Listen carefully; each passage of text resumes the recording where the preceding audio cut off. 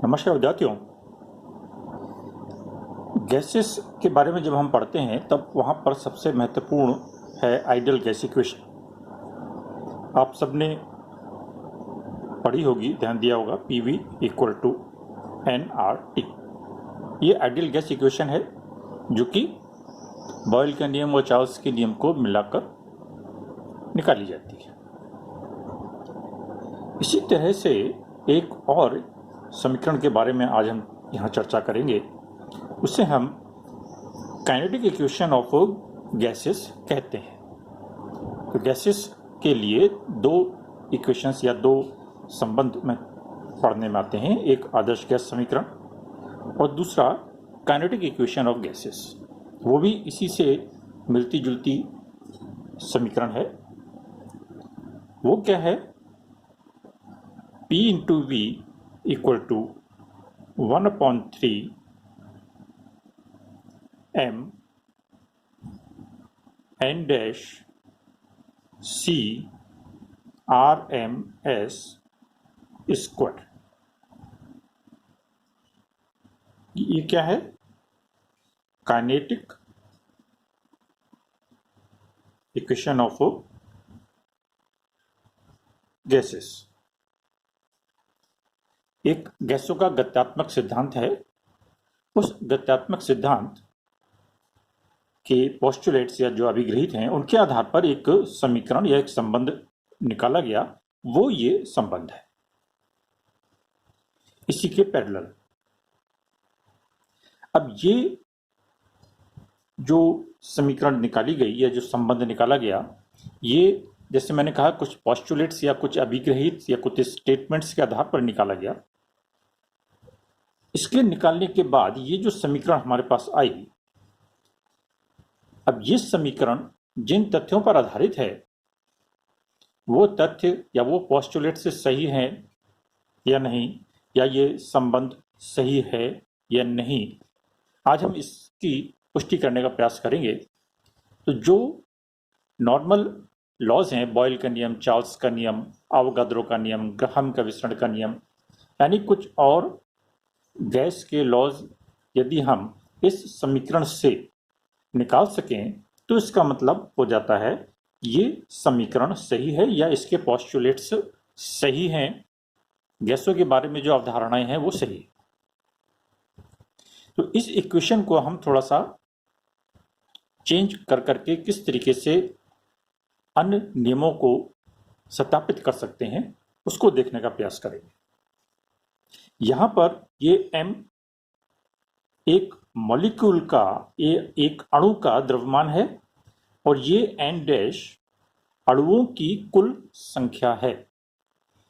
सामान्यतया n को number of moles के लिए लिखा जाता है, लेकिन यहां पर हमने n डैश लिया है। ये नंबर ऑफ मॉलिक्यूल्स यानी अणुओं की कुल संख्या को बता रहा है। तो ये m मास एक अणु का और अणुओं की कुल संख्या, इन दोनों को यदि हम मल्टीप्लाई कर देते हैं m × n डैश, तो ये गैस का कुल द्रव्यमान आ जाता है। एक अणु का द्रव्यमान इंटू अणुओं की संख्या। अब इस समीकरण को यदि हम ऊपर और नीचे 2 से मल्टीप्लाई कर दें तो ये इक्वेशन क्या बन जाएगी? 1/3 × 2/2। इस तरीके से ऊपर नीचे मल्टीप्लाई कर दें।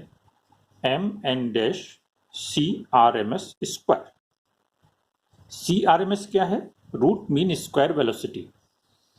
गैसेस में हम 3 तरीके का वेग पढ़ते हैं, एक C average, C most probable और C RMS root mean square velocity. तो यहां पर जो वेग लिया गया है वो C RMS है। अब इसको हम थोड़ा सा चेंज करके लिख सकते हैं। 2/3 को बाहर निकाल लें और ये बन जाता है 1/2 m n dash C RMS square. और ये जो अंदर का समीकरण है ½ mc स्क्वायर आपने पढ़ा होगा गतिज ऊर्जा के लिए। तो ये बन जाता है, या इसको हम कह सकते हैं समस्त अणुओं के लिए ऊर्जा या गतिज ऊर्जा। तो ये समस्त अणुओं के लिए गतिज ऊर्जा हो जाती है। और हम जानते हैं कि गतिज ऊर्जा किसके प्रोपोर्शनल होती है? ताप के समानुपाती होती है। ये तो लिखते हैं, गतिज ऊर्जा किसके समानुपाती है? ताप के। या अगर हम प्रोपोर्शनलिटी का साइन हटाएं तो एक कांस्टेंट लगा दें के डैश, और टी हो जाता है।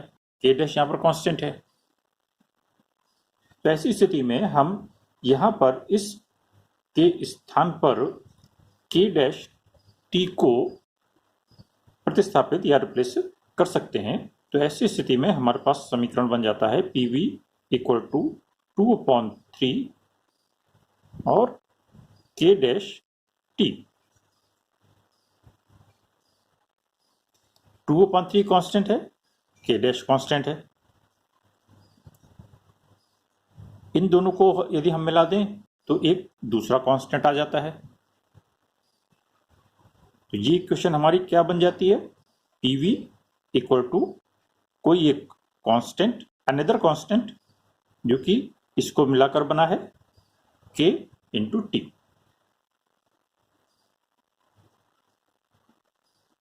अब यदि यहां पर इस ताप को हम कांस्टेंट कर लें, इस ताप को कांस्टेंट या नियतांक मान लें, तो ये राइट हैंड साइड कांस्टेंट हो जाती है।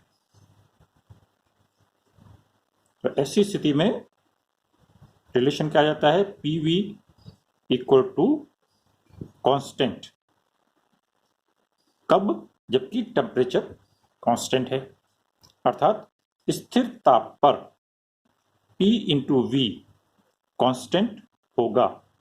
ये इस काइनेटिक इक्वेशन से निकलकर आ जाता है। और ये क्या है? बॉयल का नियम है। अर्थात इस काइनेटिक इक्वेशन से हम बॉयल के नियम को सत्यापित कर सकते हैं। तो इसका मतलब हो गया कि ये काइनेटिक इक्वेशन सही है, अर्थात इसके पोस्टुलेट्स भी सही हैं। इसी तरीके से आगे हम यदि देखें,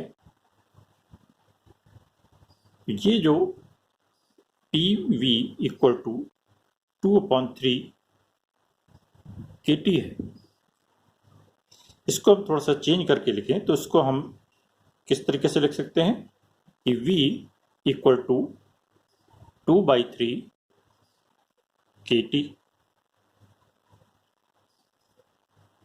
और इस P को नीचे ले आए। ठीक है, K upon P into T ले सकते हैं या K into T upon T लिख सकते हैं।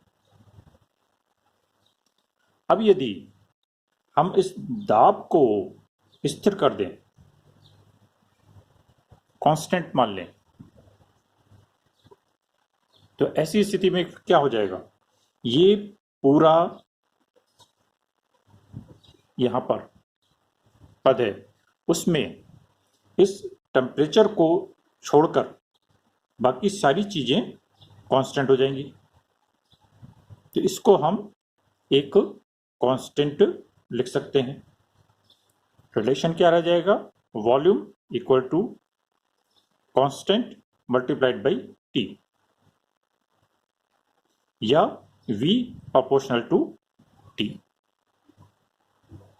और ये V प्रोपोर्शनल टू टी क्या है? चार्ल्स का नियम है।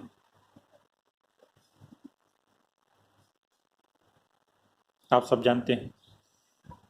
अर्थात इसी काइनेटिक इक्वेशन से हम चार्ल्स के नियम को भी सत्यापित कर सकते हैं। अर्थात चार्ल्स का नियम निकाल पाना इस बात की पुष्टि करता है, या इसको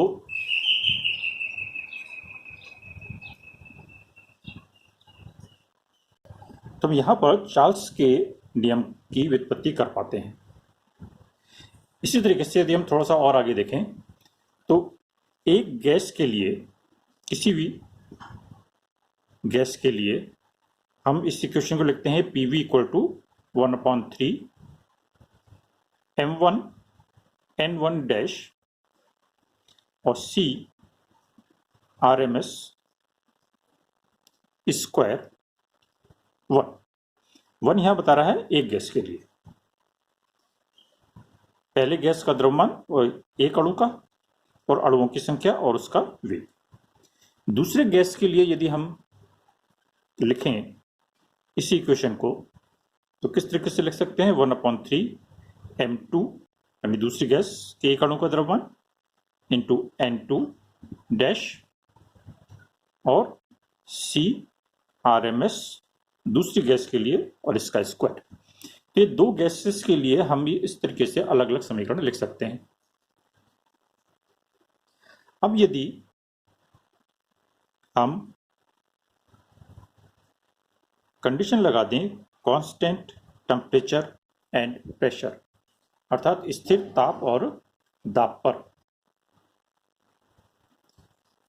और समान आयतन हो, ठीक है, समान आयतन, ये कंडीशन अगर हम इन दोनों गैसेस के लिए लगा दें तो ऐसी स्थिति में ये दोनों टर्म्स इक्विवेलेंट हो जाती, अर्थात 1/3 M1 N1 C RMS 1 का स्क्वायर, ये बराबर हो जाएगा 1/3 M2 N2 C RMS 2 का स्क्वायर। अब स्थिर ताप पर दोनों गैसों की गतिज ऊर्जाएं समान होंगी, क्योंकि गतिज ऊर्जा ताप पर निर्भर करती है, और यदि इन दोनों गैसों का ताप समान है तो इन दोनों की गतिज ऊर्जा भी बराबर होगी। गतिज ऊर्जा बराबर होने का क्या मतलब है कि 1/2 M1 और C RMS 1 का स्क्वायर बराबर 1/2 M2 C RMS दूसरे का स्क्वायर। कब?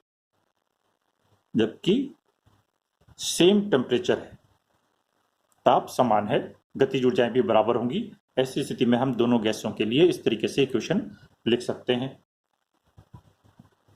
तो जब ये दोनों आपस में बराबर हो जाएंगे तो ऐसी स्थिति में हमारे पास कंडीशन यहां से आ जाती है, ये N1 डैश और N2 डैश ये भी आपस में बराबर हो जाएंगे, अर्थात स्थिर ताप पर और स्थिर दाब पर, जो कि हमने कंडीशन पहले ही ली है, तो स्थिर ताप और दाब पर समान आयतन के लिए दो गैसेस में अणुओं की संख्या भी समान होती है। ये अवोगाद्रो का नियम, अर्थात यहां पर जो हमने काइनेटिक इक्वेशन शुरू में लिखी है, कौन सी, PV equal to 1/3 Mn C square, इस काइनेटिक इक्वेशन ऑफ गैसेस से हम बॉयल का नियम, चार्ल्स का नियम और अवोगाद्रो का नियम, ये तीनों नियम निकाल पाते हैं। इसका मतलब है कि काइनेटिक इक्वेशन सही है, उसके पोस्टुलेट्स या उसके अभिग्रहित भी सही हैं।